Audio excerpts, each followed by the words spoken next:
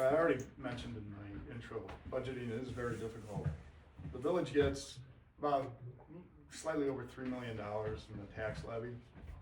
The tax levy is set by state statute. And when you look at the 2025 budget against the tax levy, we were able to get an increase of just slightly over $16,000 on the tax levy. So in order to get revenue into the village, to pay for everything everybody wants the village to do for them, the tax levy is kind of set by state statute, and the only way you increase it is through borrowed funds or referendum. That's why 3 years ago, did the referendum for the EMS, which, as George said, has worked out very well. We have an issue with public safety and police, so a referendum for the police department is on the April 1st ballot.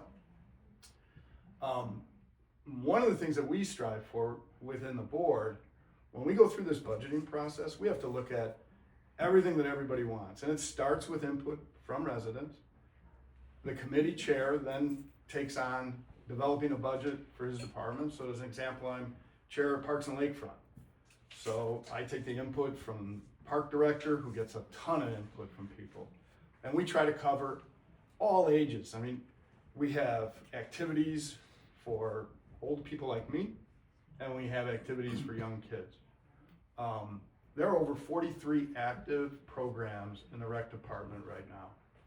In addition, at the lakefront, we have lakefront improvements, we have the pier slips, we have the in and out, and just as an example, I think Parks and Lakefront budget for expenses is close to $700,000. Total revenue from rec department, boat slips, boat launch is about $750,000. So we don't generate a ton of revenue, but we generate enough to offset the expenses. One of the things that's important this year, we created a balanced budget. I think that budget was about $3.9 million for general fund. That includes the revenue from the tax levy. It includes also, from an expense standpoint, debt service.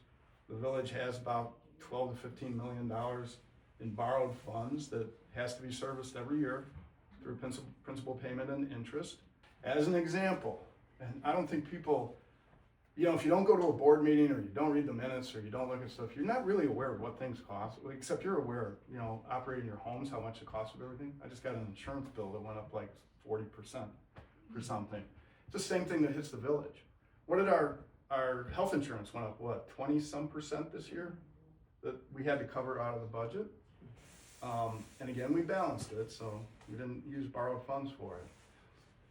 The theater park, tennis court, pickleball courts, $200,000 plus. The restrooms being redone, $220,000 to do that. We've done some playground enhancements. Each one of those was somewhere between $60,000 and $75,000. So all of this stuff comes into play when you're trying to do this budget and make it all balance out and give everybody as much as you possibly can in what needs to be done. There's a project on East Geneva Street. I think it starts up by Bell's and it's going to go to Potawatomi. What's it? 0.4 of a mile, if that. To resurface that and do a little bit of sewer work, $1 million. And you look at a sewer and water infrastructure.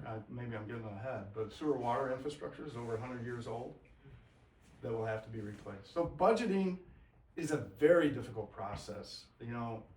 Like I said, I managed a company with 10 manufacturing plants at our highest level, hundreds of employees. I find budgeting at a local government level extremely difficult to get everything balanced in.